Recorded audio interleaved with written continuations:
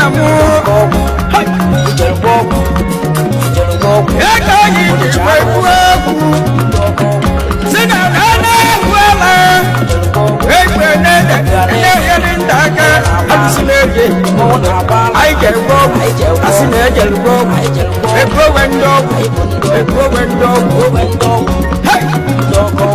kama mani karobe jiboyo yokwego owelego ibane la fayego owelego kwaloku kamina kwalo halo kuna be aja kolobie uba mikulo oye gaze uba mubafu baka ebenebe we mbo nebe uya ajogi kolwo ajogi solwo ekwo